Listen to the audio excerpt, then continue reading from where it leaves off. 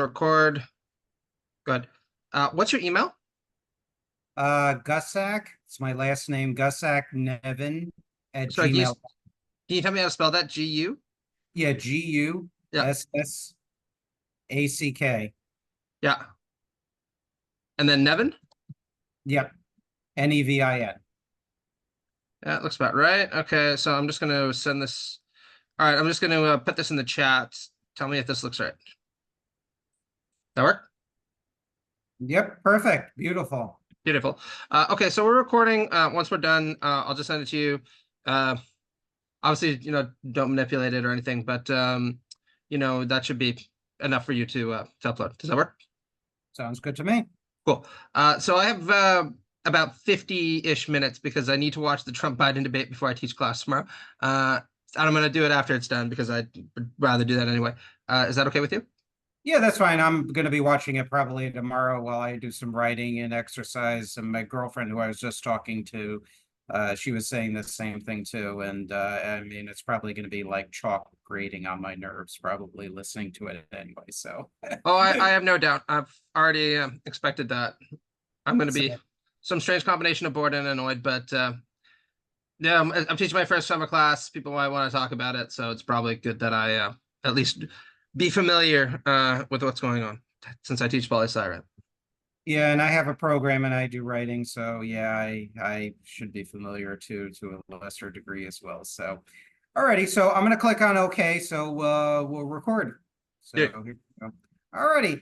Hey everybody, this is Nevin Gussack, your host of the Politically Homeless podcast. With me is Matt McManus, who is a writer for Jacobin magazine, and Matt has written some very interesting historical articles regarding some free market libertarians. That's on some issues I agree with, and many other issues over the years, as many in the audience know, that I've come to virulently disagree with.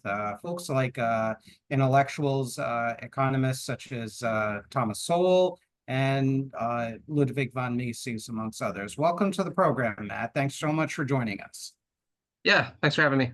Always down to talk some Soul and some Misa. So, let's talk about your background a little bit. Where you're from, what do you do, what do you believe in, where can we find your works, which we'll reiterate again at the end of the program. So tell me about yourself, please. Sure. Well, I grew up in Stittsville, Canada. Worked a bunch of different jobs while I was doing grad school, cashier, landscaper, that kind of thing. Then I got my first gig teaching at Tec de Monterrey in Mexico. Had a few other different academic appointments, and I'm now at the University of Michigan as a lecturer in political science. And in terms of what my identity is, I usually identify as a liberal socialist. I have a new book coming out for Routledge called The Political Theory of Liberal Socialism. And if people are interested in learning a little bit more about that, they can check out some of my popular writings and things like Jacobin magazine, which you mentioned, or Liberal Currents would be another good one if they're looking for something a little bit more like half academic-y, but still pretty accessible.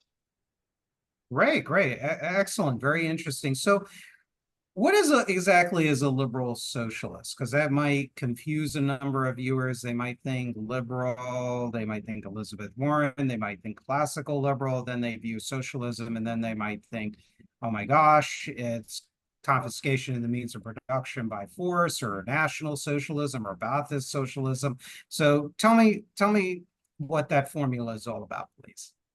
Sure, absolutely. So one of the key projects in my book is recovering or retrieving, if you want to use that term, the tradition of liberal socialism. Because as you point out, right, and I say in the introduction of the book, for a lot of people, particularly in the United States, less so elsewhere, but to a certain extent there as well, the liberalism and socialism are, oil and water. They can't really mix up together, at least not without some very bad consequences. And there's a lot of different reasons for that. I think the Cold War plays a major role in it, where a lot of different intellectuals, including many liberal intellectuals, would say things like, look, liberals believe in individualism, socialists believe in collectivism. These two positions are completely antithetical to one another, so there can only be combat between them. And one of the goals of my book is to show that things are actually a lot more complicated than that.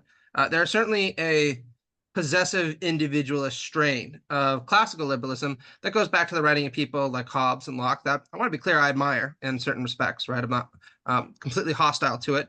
But there's also another strain of liberalism that's much more Maoist, concerned with things like economic inequality, and also concerned with things like economic domination, which is a concern that I know that you share. And in my book, I make the argument that you can see intimations of the emergence of a liberal socialist tradition in the writings of somebody like the American founding father, Thomas Paine, right? So your readers might be familiar with Thomas Paine from his pamphlet, Common Sense. Written during the American Revolutionary War, he chastises the aristocracy. But later on, when he writes a classic book called The Rights of Man, particularly part two, he makes this argument that, look, to be really committed to the rights of man, liberal rights, we need to be concerned with things like economic inequality, especially because allowing enormous amounts of power to concentrate in the hands of the rich who only have their property because of the benefits of living in society is going to replicate some of the problems that we found in the old aristocracy. So Paine was one of the first to propose something like a income tax or a basic income or a welfare state, depending on how you interpret him.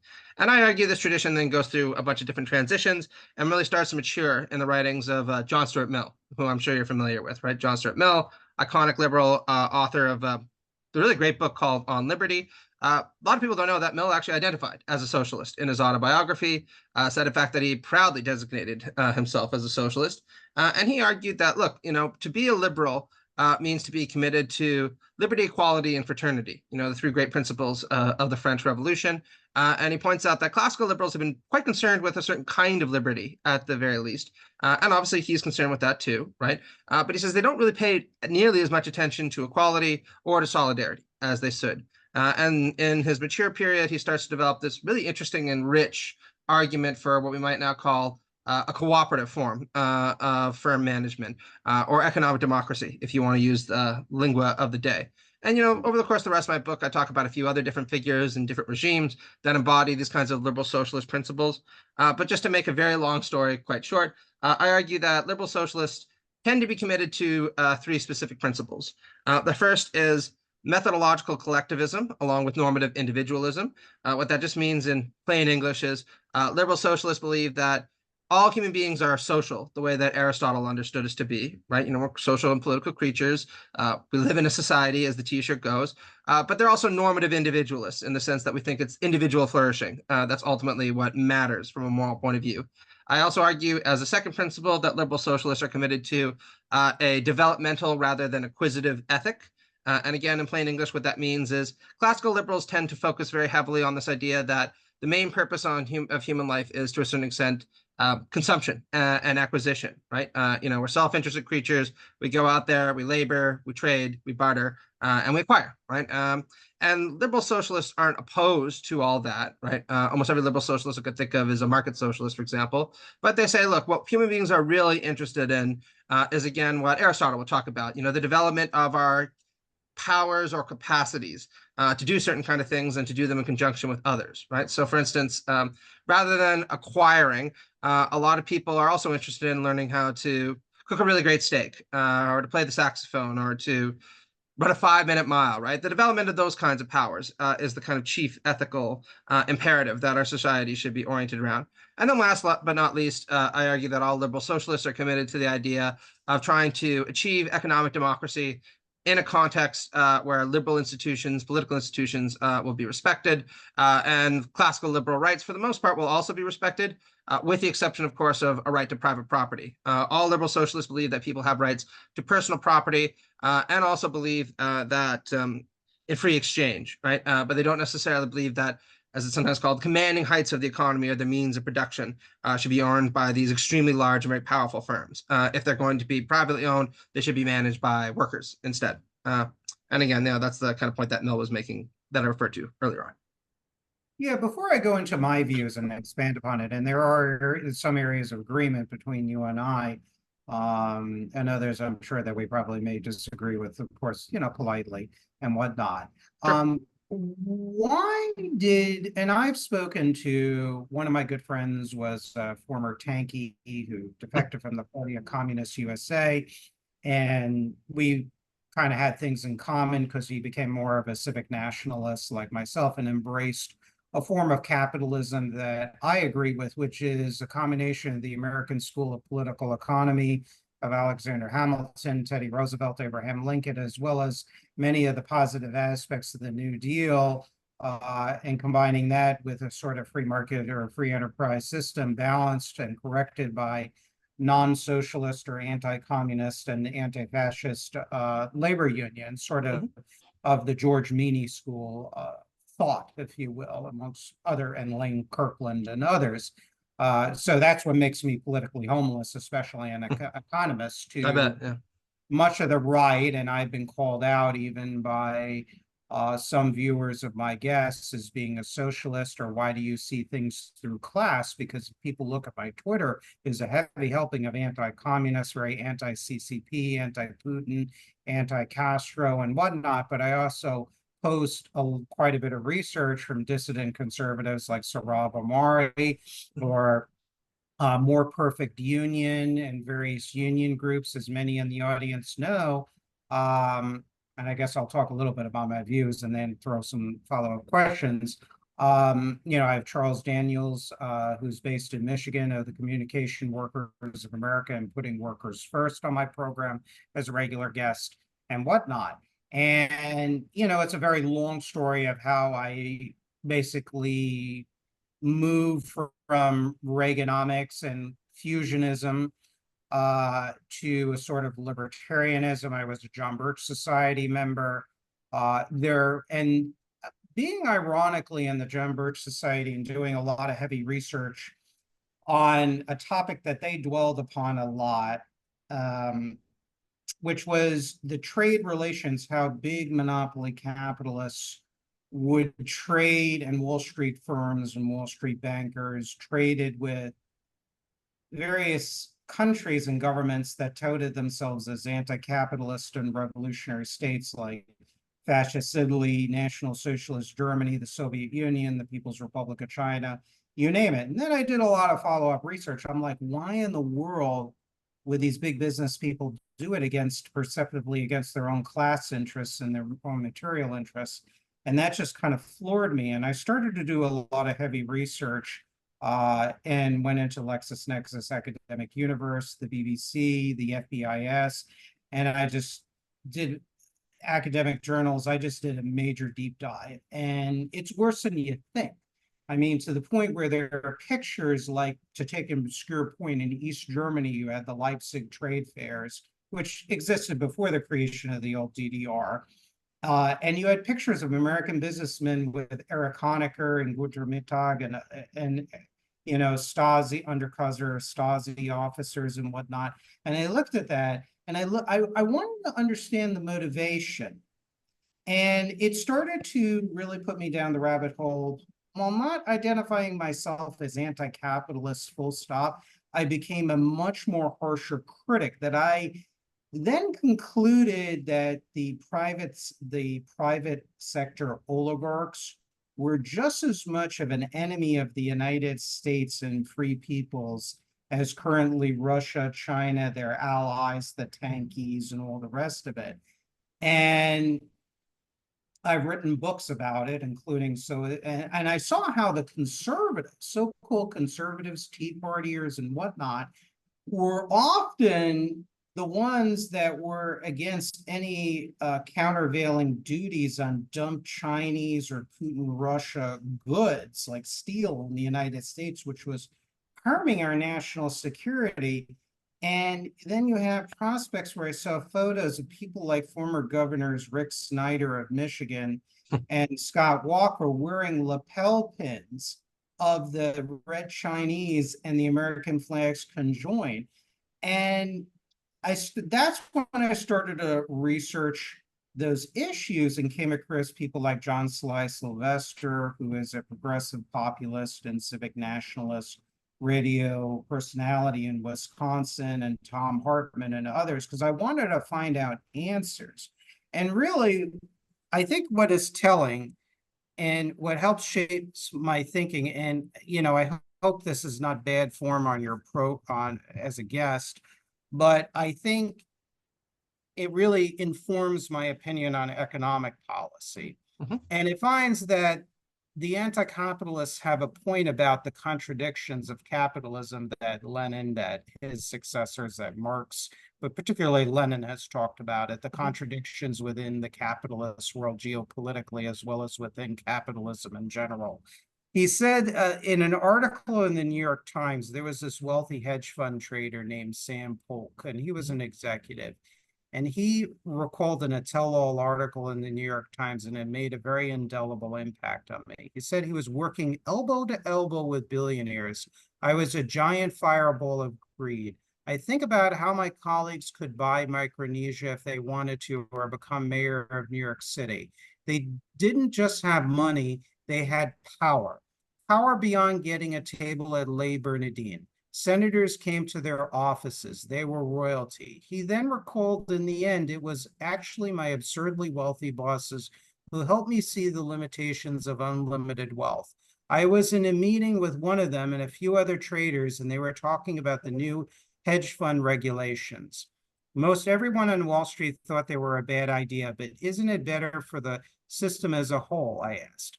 The room went quiet, and my boss shot me the ring look. I remember his saying, I don't have the brain capacity to think about the system as a whole. All I'm concerned about is how this affects our company. So I looked at that.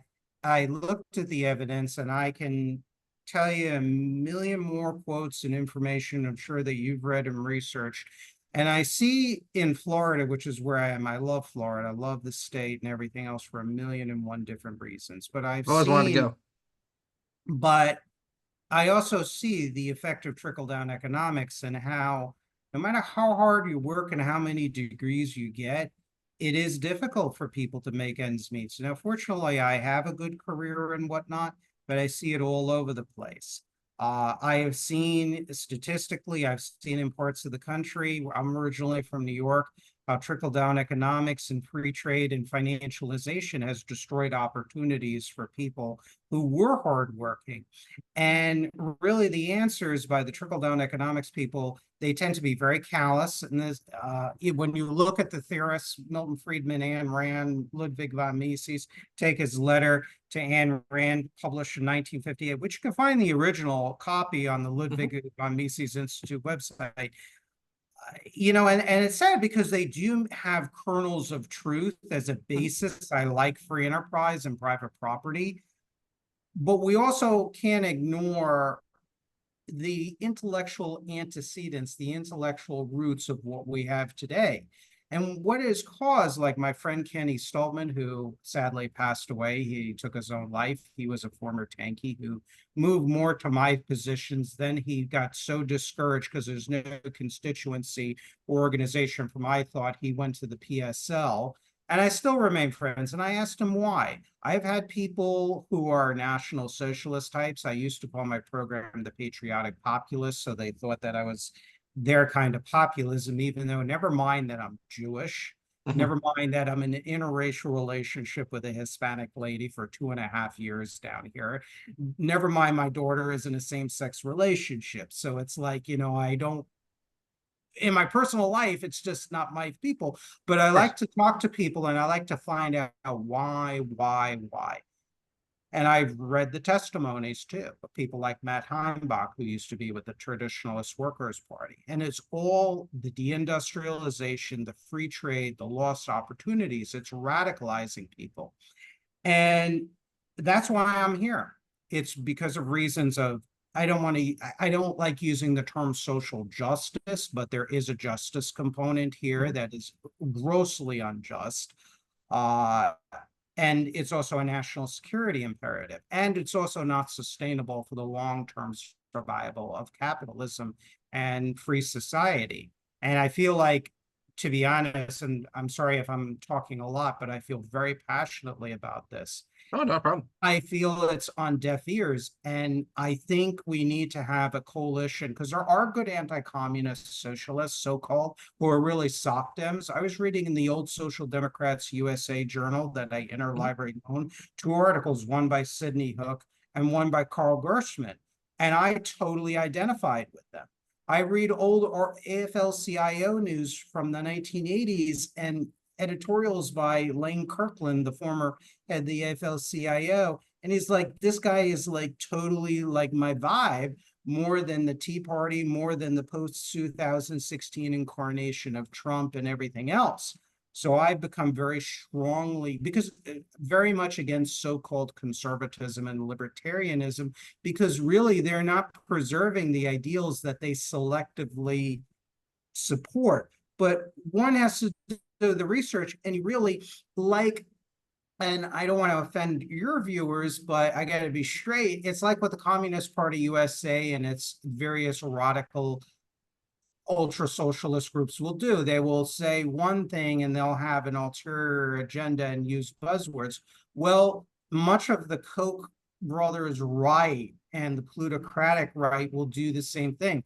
The whole right to work movement was a scam, basically to appeal to everyday people. There have been documents about this and whatnot, which talked about this to show that we're just for old folksy and we're common citizen and whatnot.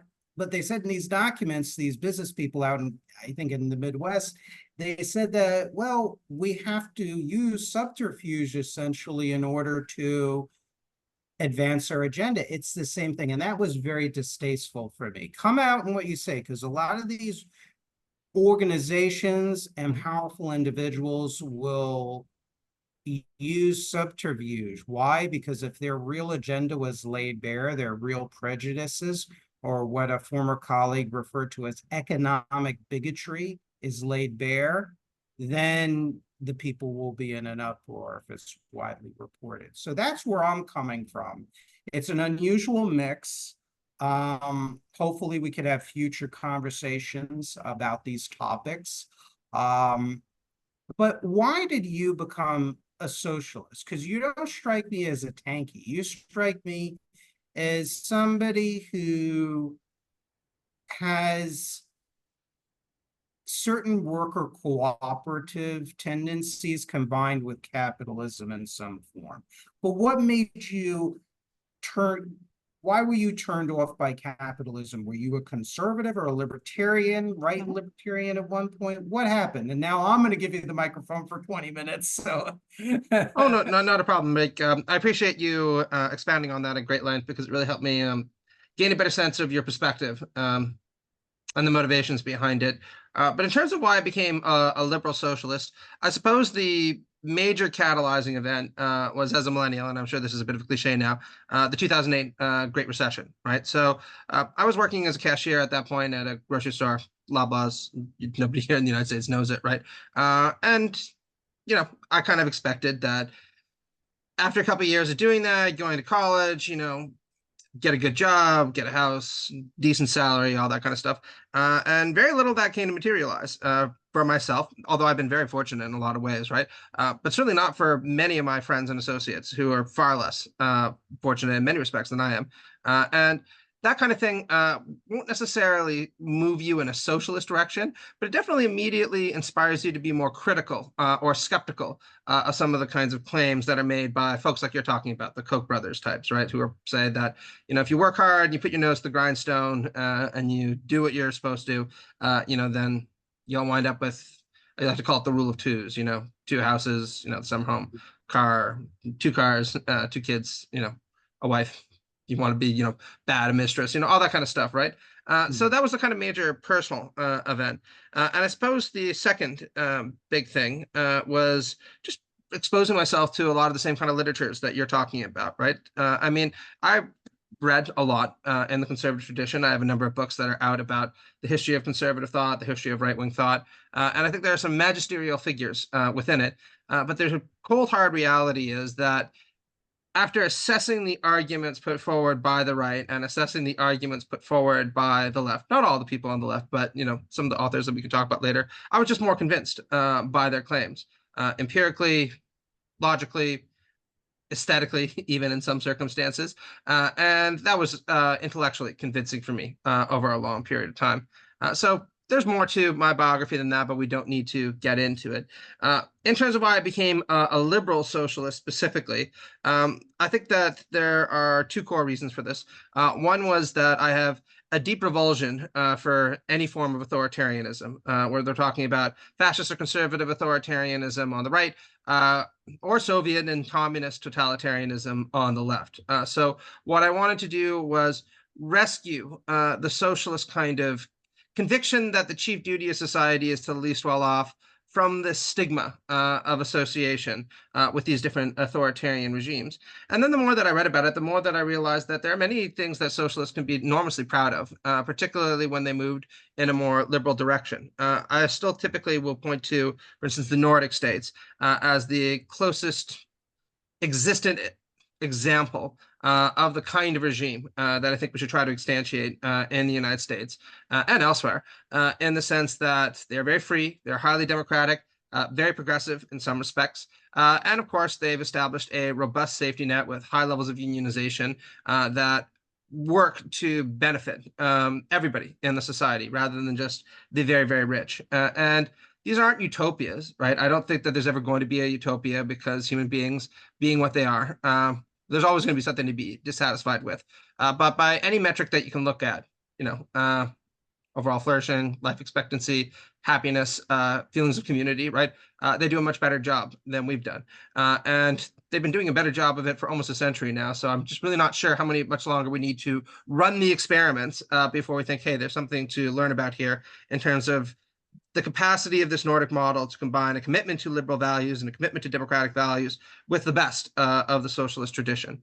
So beyond that, I want to talk a little bit about the kind of core arguments that you made about people like Ludwig von Mises, Ayn Rand, and the others. So I suggested that I was more convinced by the left than I was by the right. If people want the really long story about this, they're welcome to pick up my book, The Political Right and Equality, where I run through a lot of these figures as fairly as I can, to be clear. But I'll just kind of tease out a little bit of what I'm getting at here. I think that there is a deep tradition in Western economic thought that warns against being confident, that putting your faith in capital is going to lead you to the promised land.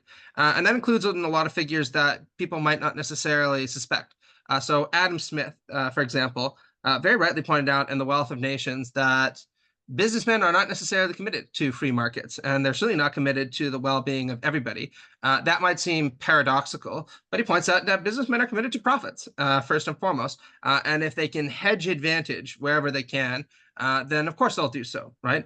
So you need to be constantly wary of prioritizing the interests of business over the interests of the more general society. And it's very much noteworthy that if you look at the deeper chapters of The Wealth of Nations, what you see is Smith almost invariably taking the side of the poor, the workers, over and against the interests of the monopolists. Well, he actually calls for certain social welfare provisions, and he had famously even called for slivers of protectionism, even in phrases like, what did he say? Security is more important than opulence, for example. So yeah, there's definitely there's a strand of conservative thought, like James Burnham, notably, and then I hesitate to mention his name. I like him, but I don't like him. Samuel T. Francis. I think he makes good points of capitalism, but unfortunately, he was going more towards a racialist position, which I oppose. I think that's he, for sure. and that kind of was disappointing. You have people like Anthony Horrigan, who used to be, I don't know if you've heard the name, he actually was a conservative columnist, and he was initially anti-union, and he went against he became the head of the Southern States Business and Industry Council, which became the U.S. Business and Industry Council, of which Alan Tonelson and William R. Hawkins, who's one of the few conservative authors who I like, that is Hawkins. Well, Horrigan was a syndicated columnist nationally, but particularly with the Spartanburg, South Carolina Journal Herald. And not only was he anti-free trade, he also wrote at least several columns in the 1980s and in 1990, which went against leverage buyouts. And I quote Horrigan in my 2-volume book series, Turning the Page, My Evolution from Conservatism to Radical Civic Nationalism. Mhm. So there's even Ludwig von Mises, and this is a very little known fact. In 1940, I believe, he called for this Austrian Reconstruction Plan from National Socialism. And what's weird about von Mises, he actually called for countervailing tariffs against dumped goods. And actually, he didn't entirely endorse a total withdrawal of the state from economic activity, which I found to be very interesting. It was almost a divergence. The way he wrote the plan, the tone of it was very different than, for example, the tone he had in 1958 when that letter to Ayn Rand, which is basically is like, the poors are just a pile of shit, basically, pardon my Mhm. profanity. But that was the tone essentially, and almost a verbatim verbatim what he said, basically, minus the profanity, and him saying to Milton Friedman, you're a bunch of socialists, and stormed out of a Montpelier and Society meeting. It's very Yes. different. So there's a lot of, but James Burnham, Anthony Harrigan, William R. Hawkins Jr., and others that in conservatism, and there have been some books written about, I think one called The Conservative Critics of Capitalism, for example, and others. I have them on my bookshelf in the other room, which really addresses these points. And then also people like Sam Francis, who made very good points against capitalism and the corrosive effects on the culture and the community. But where I depart from Sam Francis, he's becoming too much of a racialist collectivist. And I think had he lived longer, he would have gone over to National Socialism, which both Or you without a and doubt. I, yeah, it was clear in his writing. And I think he was writing a proposed plan for David Duke in one of his political runs for office. And that's like, that kind of gets people like me to shut down. Um, but you do have this strains of conservatism where it's very critical of capitalism. So anyways, sorry. So that's a topic that's also near and dear to me. So it's fascinating. Do you explore any of that in your published works? Could you elaborate on that and what I'm talking about? Is that something you've come across? Oh, yes, absolutely. I mean, one of the things that I stress in my book, The Political Right Inequality, is it is deeply flawed to assume that the core of the political right is defined by a commitment to capitalism, right? Many people on the political right have been committed to capitalism, and there are a lot of different reasons for that that I can get into. But there are many people on the political right, Nietzsche is an exemplar, who are deeply hostile to it for a wide variety of different reasons. It's too demotic, it's too materialist, it's too anti-statist. Or, fascism is another good example, right? Fascists historically tended to collude with big business. They offer protections for property rights. But of course, they were also very hostile to certain elements of the free market, free trade, that kind of thing. So we don't need to get too much into that. But in terms of the kind of arguments that are put forward for a kind of anti-capitalist approach to American civic life. Let's put it that way. Again, I think there are deep roots in this country. So I mentioned Adam Smith, who's certainly not an American thinker, right, but was a huge influence on the American founding fathers. But you can also look at people like Thomas Jefferson, or for that matter, Abraham Lincoln, right? In the writings of Jefferson and the speeches of Lincoln, what you see expressed very early on is this deep intimation that enormous concentrations of property and wealth will be a threat to Republican virtue, because, especially for Lincoln, it will induce this feeling of servility and inequality in people. And also, it will compel large numbers of people to become wage laborers, which is very close, certainly for Lincoln, to something like the old aristocracy or the slave system that they were trying to undo. So Jefferson and Lincoln both put forward these kinds of agrarianist visions of what they think the United States should be like, where each individual will have their own little small business or their own small little plot of land. They'll produce for themselves. They won't be dependent on anybody. And this will induce a feeling of independence and freedom in them, and also be conducive to a general level of Republican equality, because I can treat with you as an equal. You can treat with me as an equal because you might have a little bit more than I do, better farm a more successful business, but for the most part, we're about on par in terms of our station in life. And of course, there are problems with this ideal, but it's not what ended up happening, right? Partly because of the Civil War, which led to enormous concentrations of influence and power in big business to fight the war. The federal government becoming more involved in the economy and integrating with business in a way that you never saw before. And consequently, the power of capital ended up rising. And it continued to rise up until, I would argue, the 1920s, when the Great Depression really compelled many Americans to rethink the fundamental bases of their economic life and its relationship to democracy. Now, we don't have to rehash all the details of the New Deal and the Second Bill of Rights. I'm sure some of your listeners have heard that before. But I find this a very inspiring moment in American civic life, right? In part because FDR, as actually a number of people pointed out, drew heavily on some aspects of socialist thought in terms of his endorsement of things like unions, his belief that what's important is the material bases for living a free life. But he was able to combine a lot of these insights and instincts with certain kinds of liberal values that I think is absolutely necessary to retain, certainly in the United States and many other countries, right? Now, FDR's New Deal was not perfect, as many people have pointed out. It had a very racially inequitable quality to it. The Democratic Party of the 1930s was not the Democratic Party of the 2020s, right? They're still very heavily concentrated in the South.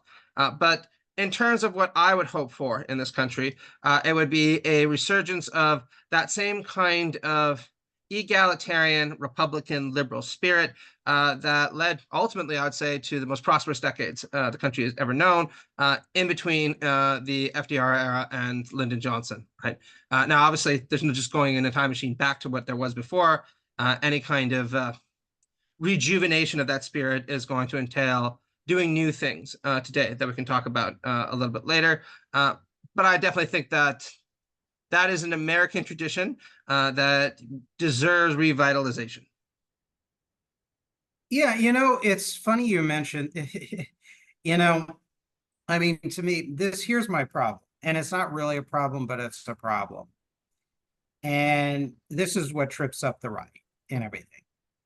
I look at FDR's New Deal and I support label. I support the uptick rule, which were congressional legislation. I do support Social Security. In fact, I think the retirement age should be lowered to 65 when you should collect full Social Security. I strongly believe in unions. In fact, I would get rid of the provisions in the NLSA that exclude farm workers who are treated like near slaves in Florida. Just read books like Tomato Land, many examples of this that I can throw at the audience here, as well as domestic workers, but particularly farm workers that are employed by corporate entities and things of that nature. I am for a constitutional amendment that bans right to work laws. I've said this on this program with other guests before, like Charles Daniels of the Communication Workers of America. They're local in Michigan. So, but what all of that has done was stabilize capitalism. FDR saved this. I disagree with his opening of relationships with the Soviets and increasing trade even further, which American companies all too wanted. But he saved the country internally from a fascist or a communist revolution. He stabilized capitalism. All of his successors stabilized capitalism, combined with the American School of Political Economy, which eschewed laissez-faire free trade as well as Marxist-style class struggle. So I look at this and capitalism, and this is my problem with the right. And this was stated by Gus D. Zariga, who is a professor, academic, and a former friend of Charles Koch. And he remarked, as statesism failed, the target for many within these Koch-funded organizations shifted to any kind of regulation at all. Socialism kept being defined downwards. And I think to be, and it's truthful, because I've been called a socialist and humiliated on sites, or they attempted to humiliate. One of the jokes that I always make is that to hear the American right talk, especially today, America lost the Cold War and very badly because Marxism is apparently everywhere, right? Marxism is taught in the schools, is taught in the universities, is present in the workplaces. The president is a Marxist. Everyone is a Marxist, right? And boy, oh boy, in my opinion, do you have to have an eccentric view of history and what Marxism is to be able to make those kinds of claims. Well, but and I take a step further. The public opinion polls that people are soured on capitalism and moving towards a type of socialism. You even have some disturbing statistics of people being open to communism or fascism and whatnot. But I ask why? Why don't we talk to the people and ask, well, why do you believe in this? And what I've discovered from talking to some of these people, as well as doing the research and just listening to countless videos.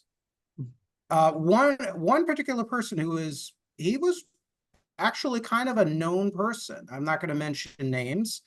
The individuals involved in the military was outed by an Antifa group, and he came across my books because I've written about National Socialist anti-capitalism and fascism, fascist collectivism in Europe, wartime Europe. So he was interested, and he contacted me, and I asked him, well, why did you join Identity Europa and really, to this day, like fascism and National Socialism? I shouldn't use the terms interchangeably, and he said two reasons: cultural degeneracy, as he called it, the LGBTQ type agenda, blah, blah, blah. Yeah. And he said also something that may be sad, and that was all his family, many within his family lost jobs because of General Motors outsourcing of jobs. And I look at that, and it's the same thing over. There was an excellent article about the DSA, which I know you're familiar with. I think you're a part of. And they asked a whole bunch of people. I forget which. It might have been the Atlantic. I don't remember. And I cited it in my book. Why did people join the DSA, which is a group I disagree with on a lot of things on end goals? And it's the same thing over and over and over again. I could read it if you have the patience. I could read it. You've heard it. It's the same thing. They can't find work. They get laid off. They got normal, good degrees, and their parents got laid off. You look at a guy like Danny Haiphong, who's a tanky, who's a staunch supporter of China and Russia. Why did he hate the United States? Well, because he talks about it. His family got screwed because of the housing crisis, which was brought upon in part, a large part, because of deregulation and everything else. And his parents had mental challenges, and they couldn't service there and everything else. And I say to myself, if it was we were living in a different world where we had the layers of protection and balance of the New Deal, of the American School of Political Economy, of much stronger unions, would Danny Haiphong be Danny Haiphong? Would he be the one embracing China and Russia, involved with no war with China, solidarity with China, the whole 9 yards? Would he be hating America? Would the DSA be as big? So I started to ask these questions, and offline, I'm going to be honest, I've had some very heated disagreements because you have the anti-communists, even some of the ones that are critical of capitalism from a national security viewpoint, there's this unwillingness to go further, because I am convinced, I think the problem is then we're ceding too much ideological credibility to the quote enemy. And I would like to see, I know I'm not going to have it, but I would like to see some sort of left-right coalition to coalesce around rebuilding the United States at its spiritual, its military, and its economic and social strengths, if you will. And when I say military, I don't mean just giving blank checks to the military industrial complex and having these kind of $1 trillion overlays and lost money and everything else that nobody seems to care about. But yet, if we want to renew food stamps or have this social program or that, oh my God, how are we going to pay for it? Not that kind of military. And that's a different topic for a different day. Do you find this problem? Do you find any people who come from the right that have similar concerns like me and dreams? And how can we get a coalition started? This is one of the Sure, reasons why I tried to start this program.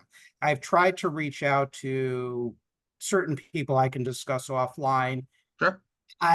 They're not willing to come on because they're either very busy, or maybe my program is small fry, or I don't know what the real reason is.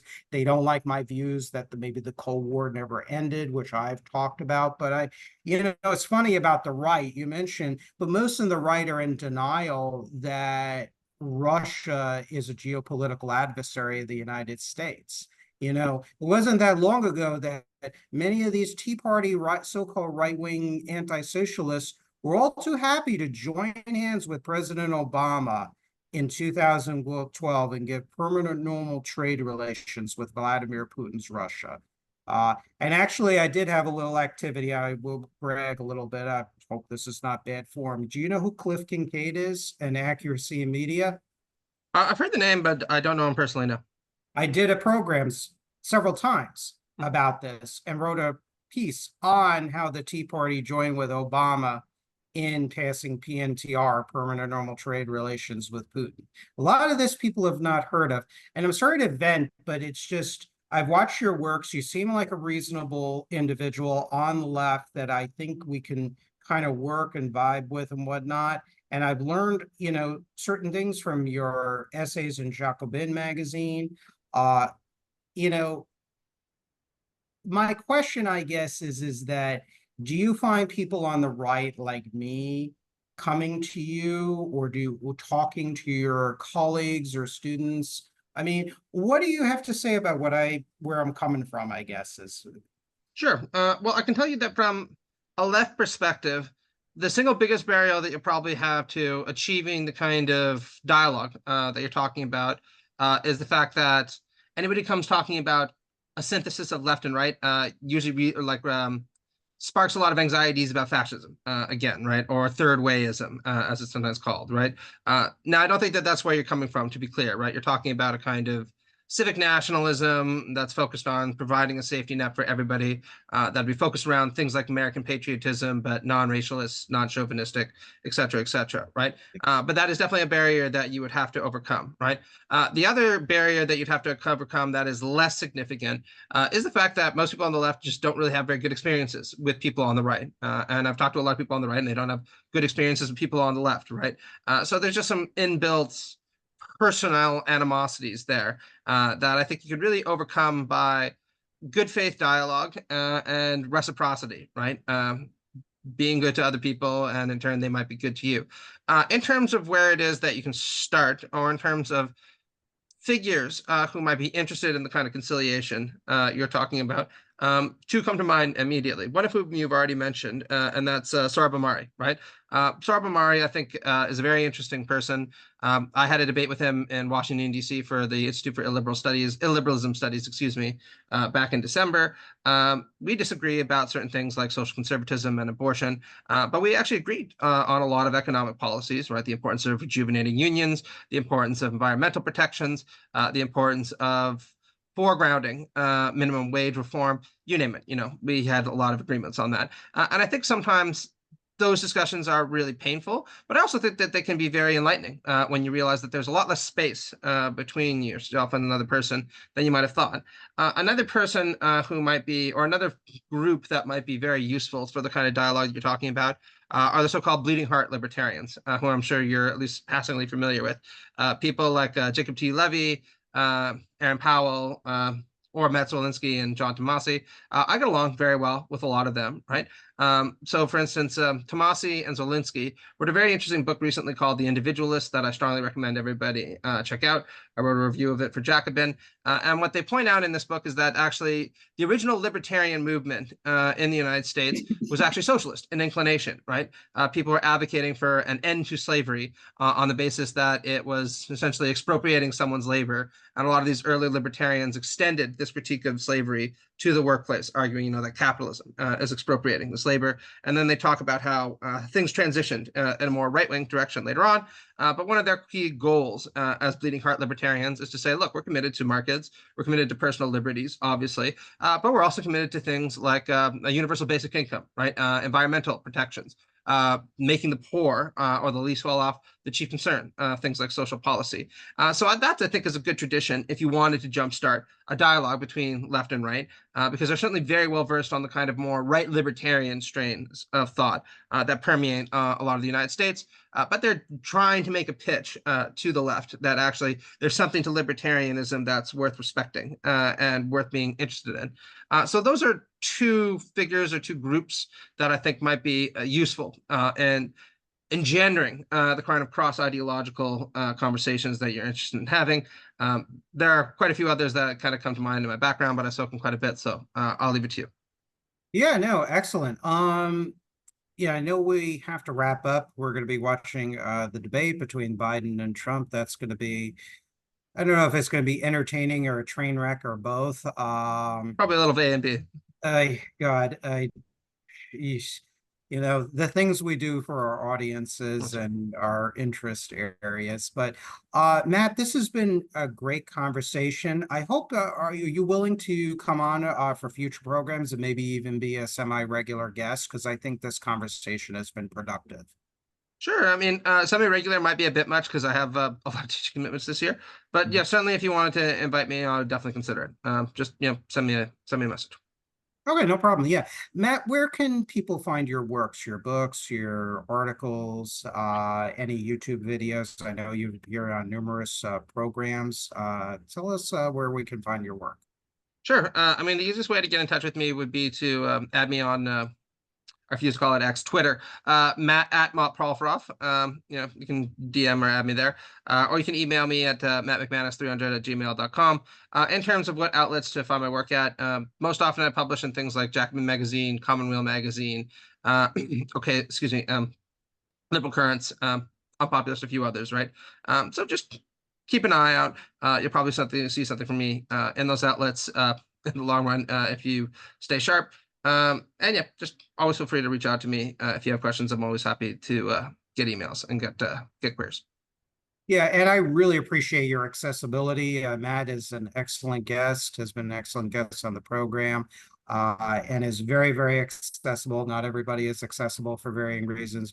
Maybe they're busy or what have you. So I definitely appreciate you taking the time to come on the program, and definitely will be in touch and hope to have you back in the future. Thank you so much. Have a good day. Thank you.